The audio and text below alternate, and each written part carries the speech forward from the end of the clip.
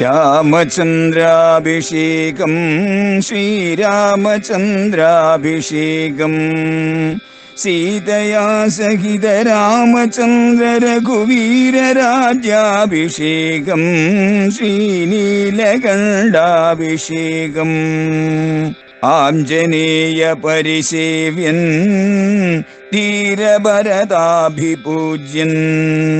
വീരലക്ഷ്മണ കുമാര ശത്രുഘ്ന സോദരാർച്ചിത പദാബ്ജൻ ശ്രീനീലകണ്ഠ ഹൃദയേശൻ രാമചന്ദ്രാഭിഷേകം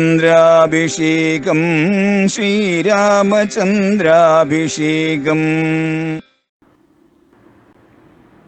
ലങ്കാലക്ഷ്മി പറഞ്ഞു, അല്ലയോ രാമദൂത, അങ്ങ് ഇതാ വിജയം കൈവരിച്ചിരിക്കുന്നു, അങ്ങയ്ക്ക് ഭാഗ്യമുണ്ടാകട്ടെ. ഈ ലങ്കയ്ക്കുള്ളിലേക്ക് കടന്ന് ദേവിയെ അന്വേഷിക്കുക. അശോകവനത്തിനുള്ളിൽ രാക്ഷസിമാരാൽ ചുറ്റപ്പെട്ട് രാമനെ തന്നെ ധ്യാനിച്ചുകൊണ്ട് അതീവ ദുഃഖിതയായിട്ട് ജാനകി ദേവി ഇരിക്കുന്നുണ്ട്. നീ അവിടെ ചെന്ന് ദേവിയെ കാണുക എന്നിങ്ങനെ ആഞ്ജനേയനോട് പറഞ്ഞ് അവിടെ നിന്നിട്ട് ലങ്കാലക്ഷ്മി വിടവാങ്ങിപ്പോയി. ആഞ്ജനേയൻ ഇനി ലങ്കയ്ക്കുള്ളിലേക്ക് കടക്കുകയാണ്. അതിസൂക്ഷ്മ ശരീരിയായിട്ടാണല്ലോ കടക്കുന്നത്. അപ്പോഴാണല്ലോ കടക്കാൻ തുടങ്ങിയപ്പോഴാണല്ലോ ലങ്കാലക്ഷ്മിയുമായിട്ട് ഈ ബഹളമെല്ലാം ഉണ്ടായതും ലങ്കാലക്ഷ്മിയുടെ ശാപമോചനത്തിന് അവസരമുണ്ടായതുമെല്ലാം. ഇനി ലങ്കയ്ക്കുള്ളിലേക്ക് കയറുക തന്നെ, ദേവിയെ കാണുക തന്നെ, അതിനു വേണ്ടിയിട്ട് അദ്ദേഹം അങ്ങോട്ട് പ്രവേശിക്കുന്ന അവസരത്തിൽ ജനകനരപതി വരമകൾക്കും ദശാസ്യനും ചമേ വിറച്ചിതു വാമഭാഗം തുലോം. ജനകൻ്റെ പുത്രിയായിരിക്കുന്ന സീതാദേവിക്ക് വാമഭാഗം സ്പന്ദിച്ചു, ഇടതുവശം, ശരീരത്തിൻ്റെ ഇടതുവശം സ്പന്ദിച്ചു. ദശാസ്യനും ശരീരത്തിൻ്റെ ഇടതുവശം സ്പന്ദിച്ചു. നിമിത്തമാണത്. സ്ത്രീകൾക്ക് ഇടതുവശം സ്പന്ദിക്കുന്നത്, ഇടത് കണ്ണ്, ഇടത് കവിള്, ഇടത് പുരികം, ഇടത് കൈ, ഇങ്ങനെ സ്പന്ദിക്കുന്നത്, തുടിക്കുന്നത് മംഗളത്തിൻ്റെ, ശ്രേയസിൻ്റെ, ഭാഗ്യത്തിൻ്റെ സൂചനയാണ്. എന്നാൽ പുരുഷന്മാർക്ക് ഇടതുവശം തുടിക്കുന്നത് വരാനിരിക്കുന്ന വിപത്തിൻ്റെ സൂചനയാണ്. രാവണൻ ഇടതുവശം തുടിച്ചു, സീതയ്ക്കും ഇടതുവശം തുടിച്ചു. സീതയ്ക്ക് അത് മംഗളസൂചകം, രാവണന് ദോഷസൂചകം.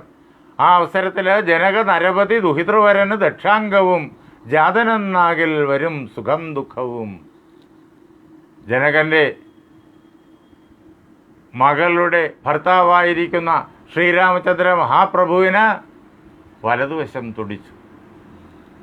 ഇത് വച്ചിട്ട് അവർക്ക് സംഭവിക്കാൻ പോകുന്നതായ സുഖത്തെയും ദുഃഖത്തെയും ഒക്കെ നമുക്ക് വളരെ വ്യക്തമായിട്ട് മനസ്സിലാക്കാൻ കഴിയും. വരാനിരിക്കുന്ന കാര്യങ്ങളുടെ സൂചനയാണ് നിമിത്തങ്ങൾ. അതൊരു വലിയ ശാസ്ത്രം തന്നെയാണ്.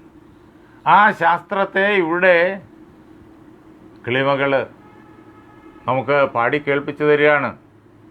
അങ്ങനെ സൂചന, നിമിത്ത സൂചന നാം കണ്ടു കഴിഞ്ഞു, ശകുനം നാം കണ്ടു കഴിഞ്ഞിരിക്കുന്നു. ആഞ്ജനേയൻ ലങ്കയ്ക്കുള്ളിലേക്ക് പ്രവേശിച്ചു. എവിടെയാ ദേവിയെ കണ്ടെത്തേണ്ടത്? അവിടെ ഉപവനങ്ങളിൽ, അതേപോലെ തന്നെ തടാകങ്ങളുടെ തീരങ്ങളിൽ, വലിയ വലിയ സൗധങ്ങളിൽ, കെട്ടിടങ്ങളിൽ, ഗോപുരങ്ങളിൽ എല്ലായിടവും ആഞ്ജനേയൻ സഞ്ചരിച്ച് രാവണൻ്റെ കൊട്ടാരത്തിനുള്ളിലും കടന്നു ചെന്ന് അന്വേഷിച്ചു. വാൽമീകി രാമായണത്തിൽ ഇതെല്ലാം പല സർഗങ്ങളിലായിട്ട് വളരെ വിശദമായിട്ട് വർണ്ണിച്ച് കേൾപ്പിക്കും. അവിടെ എങ്ങും കണ്ടില്ല. കനകമണിരചിത ഭവനങ്ങളിൽ എങ്ങുമേ കാണാഞ്ഞ് സ്വർണം കൊണ്ട് നിർമ്മിതം, രത്നങ്ങൾ കൊണ്ട് നിർമ്മിതം, അങ്ങനെയുള്ളതായ മനോഹരങ്ങളായ കൊട്ടാരങ്ങൾ അവിടെ എങ്ങും കണ്ടില്ല. ദേവിയെ കാണാഞ്ഞ് അവിടെ മുഴുവൻ അന്വേഷിച്ച് നടക്കുന്ന അവസരത്തിലാണ് വായു ഭഗവാൻ ആഞ്ജനേയന് കൃത്യമായിട്ടുള്ള സൂചന നൽകുന്നത്. ആഞ്ജനേയനെ അവിടെ നിന്ന് നയിച്ചു. എവിടേക്കെന്ന് വെച്ച് കഴിഞ്ഞാൽ ആ അശോകവനത്തിലേക്ക് അവിടെ എത്തിച്ചേർന്നു. അശോകവനത്തിൽ, ആ വനത്തിൻ്റെ ഉള്ളിൽ, അശോകവൃക്ഷങ്ങളെ കൊണ്ട് നിറഞ്ഞ വനത്തിനുള്ളിൽ, അശോകവൃക്ഷങ്ങളുടെ കൂട്ടത്തിൽപ്പെട്ടതായ ഒരു ശിംശഭാവൃക്ഷം, ആ വൃക്ഷത്തിൻ്റെ മുകളിൽ ആഞ്ജനേയൻ വന്നിരുന്നു. അവിടെ വരുമ്പോഴേക്കും ആ വൃക്ഷത്തിൻ്റെ ചുവട്ടിൽ ദേവിയെ കണ്ടു ആഞ്ജനേയൻ. അതിനു മുമ്പ് ദേവിയെ കണ്ടിട്ടില്ല. ദേവിയെക്കുറിച്ച് പറഞ്ഞുള്ള അറിവാണ്.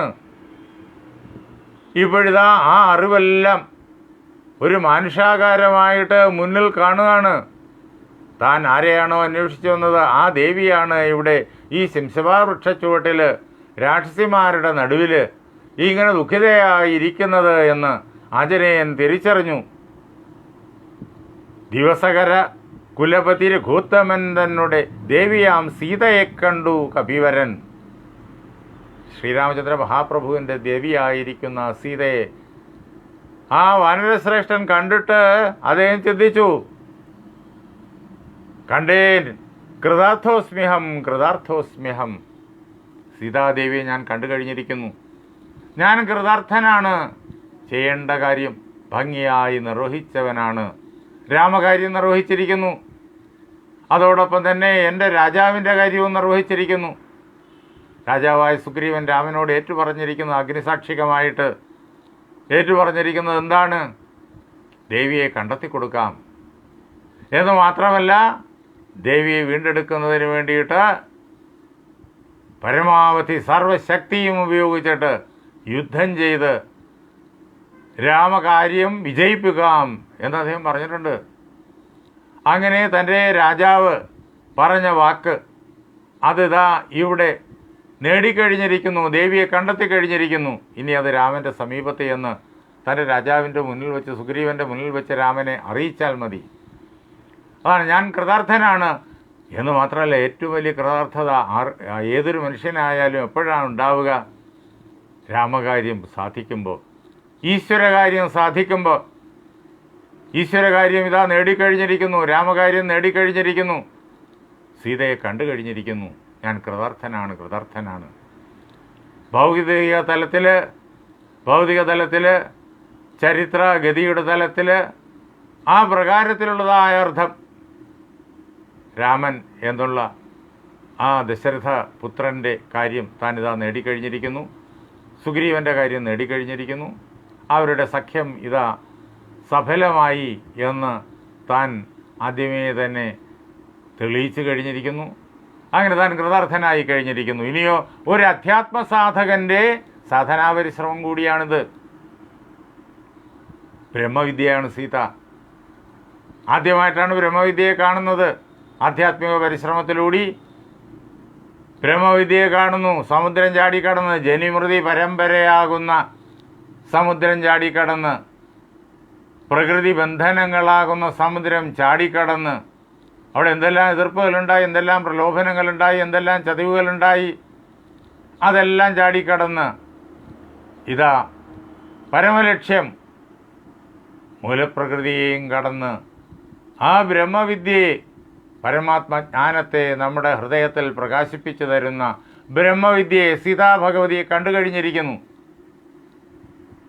അതാണ് ഏതൊരു സാധകൻ്റെയും കൃതാർത്ഥത.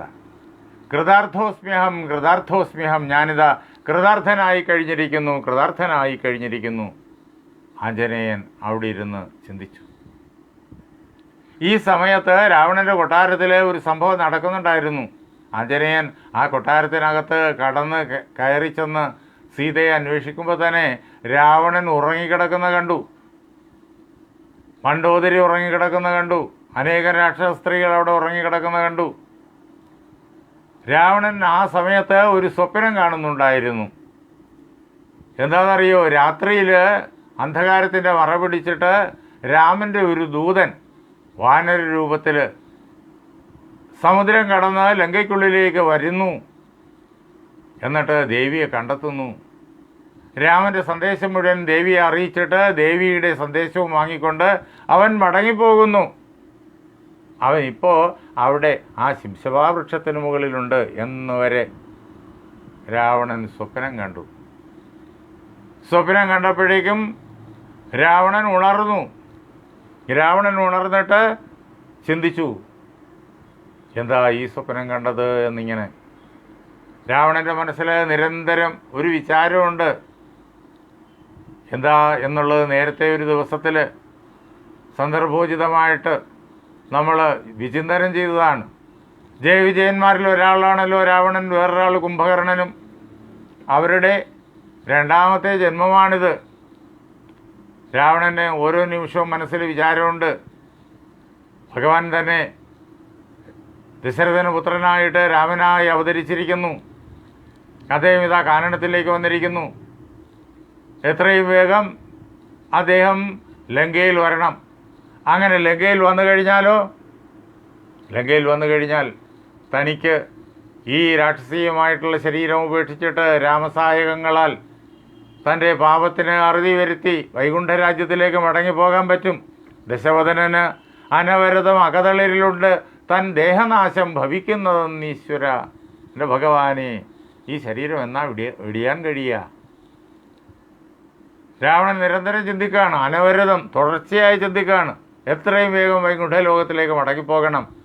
ആനന്ദത്തിൻ്റെ, ജ്ഞാനത്തിൻ്റെ, സൗഖ്യങ്ങളുടെ ആ നിറഭൂമിയിൽ നിന്ന് തനിക്ക് ഇങ്ങോട്ട് വരേണ്ടി വന്നു തൻ്റെ ഏതോ ഒരു കർമ്മഗതിയാൽ. എത്രയും വേഗം തിരിച്ചു ചെല്ലണം. അതിന് ഭഗവാനോട് തന്നെ അന്ന് പറഞ്ഞതാണ്, ശത്രുവായിട്ട് 3 ജന്മം മതി എന്ന്. ഒന്ന് കഴിഞ്ഞു, ഇനി അടുത്തതാണിത്. എത്രയും വേഗം രാമൻ ഇങ്ങ് വരണം. ഇതാണ് രാവണൻ്റെ മനസ്സിലുള്ളതായ ചിന്ത. സകല ജഗദധിപതി സനാതനൻ സന്മയൻ സാക്ഷാൽ മുകുന്ദനെയും കണ്ട് ഞാൻ നിശ്ചിതതര ശരശകലിതാംഗനായി കേവലെ നിർമ്മലമായ ഭഗവൽ പദാംബുജെ വരദജനമരും അമൃതാനന്ദപൂർണമാം വൈകുണ്ഠരാജ്യം എനിക്കെന്ന് കിട്ടുന്നു. ഇതാണ് രാവണൻ്റെ മനസ്സിലെ ചിന്ത. രാമൻ്റെ അമ്പയേറ്റ് തനിക്ക് ഈ ലങ്കയിലെ പടക്കളത്തിൽ വീണ് വൈകുണ്ഠരാജ്യത്തിലേക്ക് ജനന മരണരഹിതമായിരിക്കുന്ന ആ പരമമായിരിക്കുന്ന മുക്തിപദത്തിലേക്ക് എന്നാണ് തനിക്ക് ഉയർന്നു ചെല്ലാനായി സാധിക്കുക? ഇതാണ് രാവണൻ്റെ ചിന്ത. രാമൻ കാനനത്തിലേക്ക് വന്നു എന്ന് തൻ്റെ ചാരന്മാർ നേരത്തെ തന്നെ അറിയിച്ചതാണ്. വർഷങ്ങൾ പലത് കഴിഞ്ഞു. എന്നിട്ട് രാമൻ ഇങ്ങനെ ലങ്കയിലേക്ക് വരുന്നില്ല. എന്തു ചെയ്യും? അപ്പോൾ ഒരു കാരണം ഉണ്ടാക്കിക്കളയാമെന്ന് കരുതി. അതിനൊരു സൗകര്യവും കിട്ടി. ശൂർപ്പണഖയെ ലക്ഷ്മണകുമാരൻ ശൂർപ്പണഖ ആ ആശ്രമത്തിൽ ചെന്ന് പ്രശ്നങ്ങൾ ഉണ്ടാക്കിയപ്പോഴേക്കും വിരൂപിണിയാക്കി വിട്ടു. ഇത് തന്നെ കാരണം. അപ്പോൾ അങ്ങോട്ട് ചെന്നു. രാമലക്ഷ്മണന്മാരെ ചതി ഉപയോഗിച്ച് മാരീചനെ അയച്ച് അവിടെ ആശ്രമത്തിൽ നിന്നിട്ട് അകറ്റി. എന്നിട്ട് സീതയെ അപഹരിച്ച് ഇങ്ങു കൊണ്ടുവന്നു. എന്തിന്? രാമനെ ഇങ്ങോട്ട് വരുത്താൻ. അതിനുവേണ്ടി അംഭോജപുത്രിയെ കൊണ്ടുപോന്നിടിനേൻ. സീതാഭഗവതിയെ ഇങ്ങോട്ട് കൊണ്ടുവന്നു ലങ്കയിൽ. അപ്പോൾ പിന്നെ രാമൻ ഇങ്ങോട്ട് വരാതിരിക്കാൻ നിവൃത്തിയില്ലല്ലോ. എത്രയും വേഗം വരണമല്ലോ. എന്നിട്ടും രാമൻ പെട്ടെന്ന് വരുന്നില്ല. അതിനും ഒരു പരിഭവം കൊണ്ട് ഉഴറി വന്നീലവൻ. അതിന് കോപിച്ചിട്ട് അവൻ ഇങ്ങ് വരണ്ടേ? വളരെ വേഗത്തിൽ തിടുക്കത്തിൽ ഉഴറി വളരെ തിടുക്കത്തിൽ ഇങ്ങോട്ട് വരണ്ടേ? വന്നിട്ടില്ല. നോക്കുമ്പോഴേക്കും തൻ്റെ ജാതകവും അതേപോലെ തൻ്റെ ശിരോലിഖിതമൊക്കെ വായിക്കാൻ കഴിഞ്ഞിട്ടുണ്ട്. അതൊക്കെ നോക്കുമ്പോഴേക്കും തൻ്റെ ആയുസ് പൂർണ്ണമാകുന്ന സമയമായിരിക്കുന്നു. അത് ബ്രഹ്മാവ് അങ്ങനെയാണ് എഴുതിയിരിക്കണേ. പക്ഷേ എന്നിട്ട് രാമൻ വരുന്നില്ല. എന്താ ഇതിന് കാരണം എന്നൊക്കെ ഇങ്ങനെ ചിന്തിച്ചു. എന്നിട്ട് രാവണൻ തീരുമാനിച്ചു, ഏതായാലും രാമൻ വരും. താൻ സ്വപ്നം കണ്ടല്ലോ ഒരു വാനരൻ വരുന്നതായിട്ട്, അത് യാഥാർത്ഥ്യമാകും. ആ വാനരൻ ഇപ്പോൾ ശിംശപാ വൃക്ഷത്തിൻ്റെ മുകളിലുണ്ട്. ഒരു കാര്യം ചെയ്യാം, സീതാദേവി ഇവിടെ കൊണ്ടിരുത്തിയതിന് ശേഷം പോലും രാമൻ ഇങ്ങോട്ട് വരുന്നില്ല. എത്രയും വേഗം രാമനെ വരുത്തണം. ഒരു നിമിഷം മുമ്പേ വരുത്താൻ കഴിഞ്ഞാൽ അത്രയായി. അതിനെന്താ വേണ്ടത്? രാമന് കോപം വർദ്ധിപ്പിക്കണം. അതിനെന്താ മാർഗം? ഇപ്പോഴിതാ രാമൻ്റെ ദൂതൻ ശിംശപാവൃക്ഷത്തിൻ്റെ മുകളിൽ ഇരിപ്പുണ്ട്. ഈ സമയത്ത് താൻ അങ്ങോട്ട് ചെല്ലണം. അതുപൊഴുതിൽ അവൻ അറിവതിന്നു ഞാൻ ചെന്ന് കണ്ട് ആദി വളർത്തുവൻ വാങ്മയാസ്ത്രങ്ങളാൽ. രാമൻ അറിയാൻ വേണ്ടിയിട്ട് ഞാൻ അവിടെ ചെന്ന് സീതയുടെ മുന്നിൽ ചെന്നിട്ട് ഈ ദൂതൻ കാണക്കെ വാക്കാകുന്ന അമ്പുകൾ പ്രയോഗിക്കും. ആർക്ക് സഹിക്കാൻ കഴിയാത്തതായ വാക്കുകൾ ഞാൻ സീതയോട് പറയും, പ്രണയാഭ്യർത്ഥന ചെയ്യും.